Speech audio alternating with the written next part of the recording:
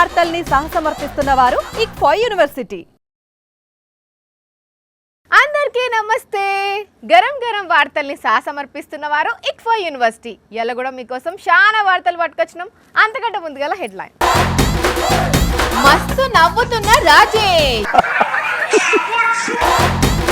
Gudivada Amarnath free fire. Bus ఫ్రీయే, సీటుకి డబ్బు కట్టాలి. పెద్ద సీక్రెట్ చెప్పిన బండి సారు. ఎమ్మెల్యేలను పంపుతుండంట కేసీఆర్. మరో బిడ్డకు అమ్మైన కానిస్టేబుల్.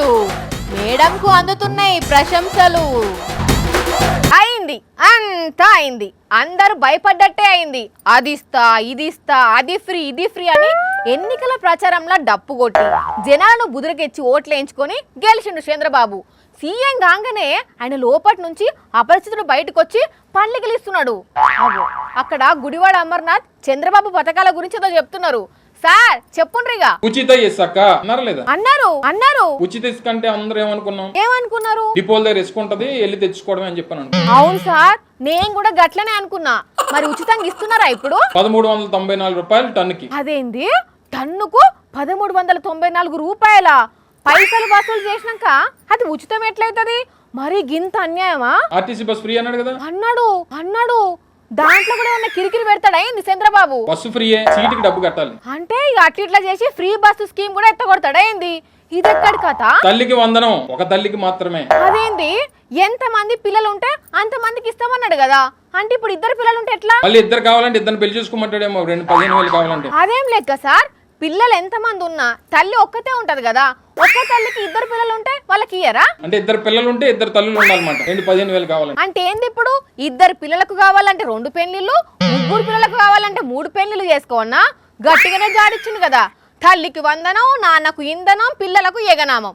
అగో అక్కడ పేర్ని నాని కూడా చంద్రబాబు మీద గట్టిగానే పంచులు విసురుతున్నాడు. చంద్రబాబు విలేకరులను ఎట్లా దబాయిస్తున్నాడో చెప్తున్నాడు. చెప్పండి సార్. విలేకరు అడిగాడు. ఎవరిని? చంద్రబాబునా? ఏమడిగాడు? కరెంటు ఛార్జీలు పెంచకుండా, ట్రూ అప్ ఛార్జీస్ వేయకుండా నాణ్యమైన కరెంట్ ఇస్తా అన్నారు కదా చంద్రబాబు నాయుడు గారు, ఇస్తారా అని. ఏం జవాబు చెప్పిండు చంద్రబాబు? ఎవరు చెప్పారు నీకు? నేను చెప్పానా? మైండ్ సెట్ మారాలయా అని ఏదో చెప్తున్నాడు. దట్ ఈస్ చంద్రబాబు అని కూడా అనలేదని తప్పించుకుంటున్నాడు. అన్నట్టు మొన్న బస్ వేసుకొని అమరావతి మొత్తం తిరిగిండ్రు కదా, దాని గురించి చెప్పుర్రి. బస్సు తిరిగి ఏంటి అంతా అయిపోయిన తర్వాత పవర్ పాయింట్ ప్రెజెంటేషన్. అంటే అక్కడ ఏం లేదు, ఉత్త డొల్లా. అందుకే విలేకరులను అట్లా దబాయిస్తున్నాడు. దాంట్లో ఒక విలేకరు గారు కుంటితనంగా అడిగాడు. ఏమడిగిండు సార్? ఏమంటే మొత్తం అమరావతి అంతా తిరిగారు కదా, మొత్తం అంతా పొద్దు నుంచి క్యారేజ్ కట్టుకుని రాత్రి సాయంత్రం దాకా తిరిగారు కదా, ఇది సంపద సృష్టించి అమరావతి నిర్మాణం చేస్తాను, ఇక్కడ సంపద ఉన్నాను కదా, ఎంత అవుద్ది, ఎప్పుడులో పూర్తి చేస్తారన్నారు. దానికన్నా చక్కగా సమాధానం చెప్పిండా లేదా? ఏం మాట్లాడతావే? నేను అదే ప్రశ్న నిన్ను అడుగుతున్నా, నువ్వు ఎప్పుడులో పూర్తి చేస్తావు? నువ్వు ఉంటే అమరావతిలో. అంటే అక్కడ ఏం లేదు, ఉత్త డొల్లా. అందుకే విలేకరులను అట్లా దబాయిస్తున్నాడు. పోలవరం గురించి ఇంకో విలేకరు అడిగితే ఏమన్నాడు? ఏమండి పోలవరం ఏంటి, ఎప్పుడు కడితే ఎప్పుడు పూర్తి అవుద్దండి? ఏమో నాకేం తెలుసు. కమ్మతున్నది పో. వరుస పెట్టి బీఆర్ఎస్ ఎమ్మెల్యేలు కాంగ్రెస్ లో చేరుతున్నారు కదా, మరి వాళ్ళు ఎందుకు పోతున్నారు, ఎవరు తీసుకుపోతున్నారు అనే రకరకాల డౌట్ అనుమానాలు కూడా చాలా మందికే ఉన్నాయి. అయితే దాంట్లో పెద్ద సీక్రెటే ఉందట. నిజంగా చెప్పింది కూడా ఎవరో కాదు, బండి సంజయ్ సారే. వరుస పెట్టి బీఆర్ఎస్ ఎమ్మెల్యేలు కాంగ్రెస్ లో చేరుతున్నారు కదా, మరి వాళ్ళు ఎందుకు పోతున్నారు, ఎవరు తీసుకుపోతున్నారు అనే రకరకాల డౌట్ అనుమానాలు కూడా చాలా మందికే ఉన్నాయి. అయితే దాంట్లో పెద్ద సీక్రెటే ఉందట.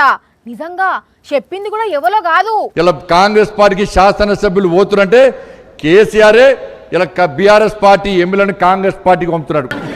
ఉండవా? ఈ రెండు పార్టీలు ఒకటే డ్రామాలు ఆడుతూ ఇలా తెలంగాణ ప్రజలను ఇలా అయోమయాన్ని గురి చేస్తున్న విషయాన్ని మనం గుర్తుంచుకోవాల్సిన అవసరం ఉంది. ఏ ఆగుని బండి సారు మాటలు కేసీఆర్ సార్ అంటే బరోబ్బరిటనే మాట్లాడతారు కావచ్చు, మరి సొంత పార్టీ ఎమ్మెల్యేలను ఎవరన్నా పక్క పార్టీలకు పంపుకుంటారా? బండి సార్ ఏ లెక్కన మాట్లాడిండో, సారు దగ్గర ఏం సమాచారం ఉన్నదో తెలియదు గానీ, ఉంటే బీఆర్ఎస్ అని ఉండాలి, లేదంటే కాంగ్రెస్ అని ఉండాలి గానీ బీజేపీ ఉండొద్దని ఇట్లా చేసిర్రు అన్నది బండి సారు వాదన. ఈ అట్లనే దానం నాగేందర్ సార్ కూడా ఏం మాట్లాడినరో ఇనోన్రే. ఈ 15 రోజులలో మొత్తం కూడా మెర్జ్ అయిపోయేది గ్యారంటీ. మిగిలేదు ఒక 2-3 మిగులుతారు. ఏం చేద్దామంటావు మరి? అయోమయ పరిస్థితుల్లో మిగిలిపోయిన వాళ్ళు ఉంటారు తప్ప మనస్ఫూర్తిగా ఉండే వాళ్ళు మాత్రం ఎవరు ఉండరు అక్కడ. దానం లెక్క ప్రకారం అయితే బీఆర్ఎస్ కేల్ కథం దుకాణం బంద్ అన్నమాట. ఇంకో 2 వారాలల్లా కారు ఖాళీ అయి కాంగ్రెస్ లో మెర్జ్ అయిపోతుందట. మరి ఎంతవరకు నిజమో గానీ కాంగ్రెస్ లకైతే వరుసగానే వస్తూనే ఉన్నారు బీఆర్ఎస్ ఎమ్మెల్యేలు. నిన్నటికి నిన్న అరకపూడి గాంధీ, ప్రకాష్ గౌడ్ కాంగ్రెస్ కండువ కప్పుకున్నారు. ఇంకా చాలా మందే వస్తున్నారని అనిపిస్తున్నది. చూడాల మరి ఈ 2 వారాలల్లా ఏమైతది అనేది. ఒక బిడ్డకు కన్నామే మాత్రమే అమ్మ కాదుల్లా, కడుపు నిండా ప్రేమ వంచినామె కూడా అమ్మనే.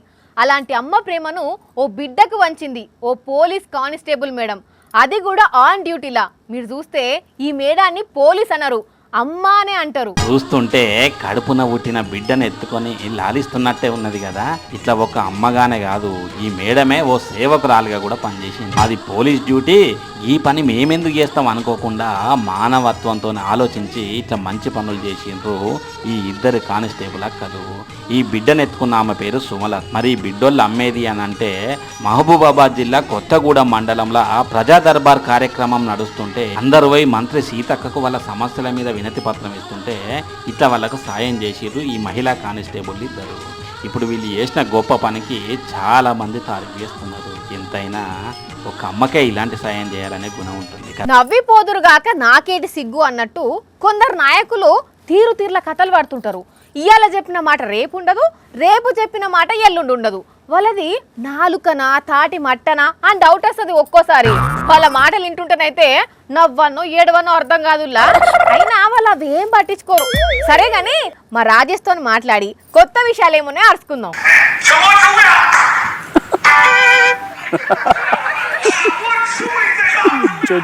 ఆగో, రోజు ఏదో ఒక వార్త పట్టుకొని పెంట పెంట చేసేటోడు ఇలా పురుసత్గా కూర్చొని నవ్వుతున్నాడు కదా.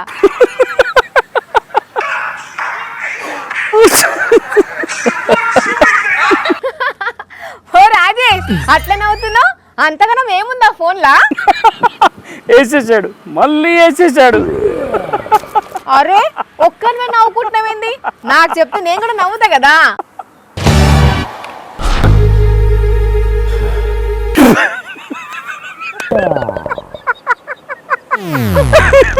వారి పిచ్చి గిట్ల లేచిందా? ఆ నవ్వుడేంది?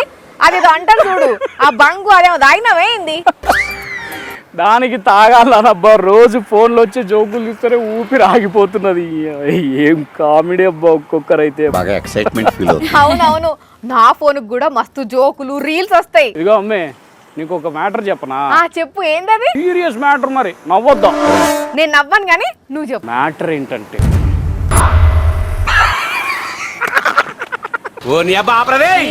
పోరనుకున్న వారెత్తు ఏం పుట్టిందిరా నీకు? నవ్వులాట్లేకున్నది నీకు? నువ్వు కూడా నవ్వమ్మే, పాను హుషారుగా ఉంటది, నవ్వా. రోజు నవ్వుతూనే ఉన్నాం కదా. ఉచిత ఇసుక ఇస్తామని చెప్పిన చంద్రబాబు టన్నుకు 1300 వసూలు చేసుకుంటా అదే ఉచితం అని చెప్పినప్పుడు, కరెంటు రేట్లు పెంచుకుంటేనే నాణ్యమైన కరెంట్ ఇస్తా అని అప్పుడు చెప్పి, ఇప్పుడేమో నేను ఎప్పుడు అన్నట్లు అనలే అని మాట మార్చినప్పుడు, ఎంతమంది పిల్లలు ఉంటే అంతమందికి తల్లికి వందనం స్కీమ్ కింద 15,000 ఇస్తామని అప్పుడు చెప్పి, ఇప్పుడు ఒక్కరికే ఇస్తామని జీవో తీసినందుకు ఏడవలేక నవ్వుతున్నారు జనాలు. ఇంకేం నవ్వమంటావు? నవ్వాలమ్మే, నవ్వకపోతే నడవదు. ఏమైతే నవ్వకపోతే? మన దగ్గర ఊరుకుంటారేమో కానీ జపాన్లో అలా ఊరుకోరంటమ్మే. రోజుకొక్క తూరైనా నవ్వాలంట, లేకపోతే తోలుకుపోయి జైల్లో వేస్తారంట, తెలుసా? అవునా? అదేంటది? అక్కడ నవ్వులతో ఒక చట్టం తెచ్చినారులే, అందుకే నవ్వుతూ ఉండాలా. నవ్వు నవ్వు నవ్వు నవ్వు నవ్వు నవ్వు నవ్వు నవ్వు నవ్వు నవ్వు. ట్యాక్స్ కట్టుమనో రూల్స్ పాటించమనో చట్టం చేస్తారు గాని నవ్వమని చట్టం చేసుడేంది? గమ్మతున్నది. కుత్తుగా ఎట్లా నవ్వొస్తుంది అయినా? రోజుకొక్క తూరైనా నవ్వాలంటమ్మే. జపాన్లో నవ్వుల చట్టం ఒక తీసుకొచ్చి ప్రతి నెల 8వ తారీఖున నవ్వుల దినం అని పెట్టి, ఆ రోజు దేశంలో అందరూ నవ్వాలని చెప్పి రూల్ పెట్టినారు. ఆఫీస్లో ఎవరైనా కానీ ఉద్యోగులు ఖచ్చితంగా ఆ రోజు నవ్వి తీరాలంట, తెలుసా? అందుకే నవ్వమ్మి నువ్వు కూడా. జపాన్ ముచ్చటేందో గాని మన దగ్గర అయితే చట్టం గిట్టం ఏం అవసరం లేదు. మన రాజకీయ నాయకులను చూస్తే చాలు నవ్వు తన్నుకొస్తుంది. వాళ్ళ మాటలు వింటనైతే నవ్వి నవ్వి కడుపు ఉబ్బుతుంది. నువ్వు కూడా ఒక్క తూరు నవ్వమ్మే, నవ్వు నవ్వు నవ్వా. వద్దులే, అట నవ్వితే కొండముచ్చి నవ్వినట్టున్నది, కొండముచ్చి నవ్వినట్టున్నది. అబ్బా, జపాన్ లా జనాలు కంపల్సరీ నవ్వాలని చట్టం చేసిరట. ఆ ముచ్చట పట్టుకొని నవ్వుకుంటా కూర్చున్నాడు మా రాజేషు. మనకు చట్టం ఎందుకు? మన లీడర్లను చూస్తే ఆటోమేటిక్ గా నవ్వొస్తుంది. అవునా కాదా? వానమ్మ వానమ్మ వానమ్మ ఒక్కసారన్న వచ్చిపోవే వానమ్మ, చెరువుల్లో నీళ్లు లేవు, చిలకల్లో నీళ్లు లేవు, కాల్వల్లో నీళ్లు లేవని రైతన్నలు బావుల కాడ పాటలు పాడుతున్నారు. దేవుడా ఒక పెద్ద వాన గురిపియమని కోరుతున్నారు. అట్లున్నాయి మరి పరిస్థితులు కదా. ఇక రైతన్నలు ఇట్లా పాటలు పాడితే అమ్మలక్కలు కూడా వర్షాల కోసం వాళ్ళ ప్రయత్నంలో భాగంగా దేవుణ్ణి ఇట్లా వేడుకుంటున్నారు.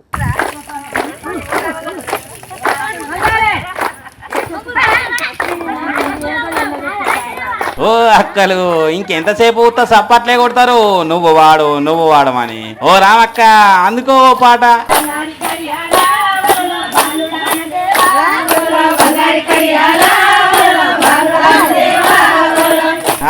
గద్ది యాదాద్రి భువనగిరి జిల్లా రామన్నపేట మండలం వెల్లంకి ఊరు అమ్మలక్కలు. వీళ్ళంతా చాలా రోజుల నుంచి మబ్బులు పట్టి తుంపర వాన పడుతుందే తప్ప గట్టి వాన రాకుండేసరికి అమ్మలంతా జమై శ్రీ శంభులింగేశ్వర స్వామి గుడి దగ్గర అభిషేకాలు నిర్వహించి పాటలు పాడిర్రు, వరదపాశం పారించిర్రు.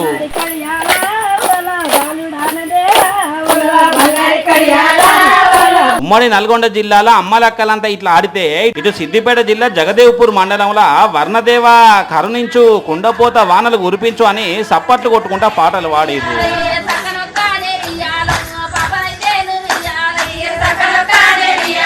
బయటి రాష్ట్రాలనేమో కార్లు రోడ్లు కొట్టుకపోయేటట్టు వానలు పడుతున్నాయి. మరి మన దగ్గర ఎందుకు పడతలేవో ఆ దేవునికే తెలవాలి గాని. ఓ వానదేవుడా ఇప్పటికైనా కరుణించి జనాలను కాపాడు స్వామి. ఇంకొన్ని రోజులైతే కాలం దాటిపోయి కష్టాలు వస్తాయి మళ్ళా. కొంతమంది పోకిరి గాండ్లు వెంకన్న దర్శనం కోసం వచ్చి గాయ చేసిర్రు. పోయినోళ్ళు పోయి స్వామికి దండం పెట్టుకొని రాకుండా క్యూ లైన్లనే రీల్స్ చేసుడు షురూ చేసిర్రు. అరే ఓ భక్తి లేదు భయం లేదు, గింత ఆగమా. నడుమ ప్రాంక్ వీడియోలు కూడా చేసిర్రు ఈ బట్టె వసగాళ్ళు.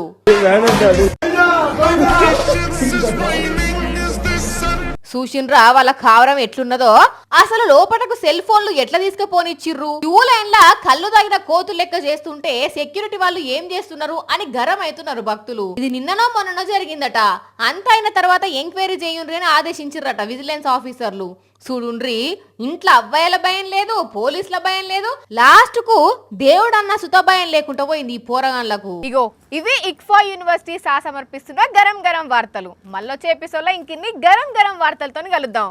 మన టైం అయితే గుర్తుకున్నది కదా, రాత్రి 8:30 మళ్ళా తిరిగి ఉదయం 8:30 మర్చిపోకుండా చూడుండ్రి. టాటా.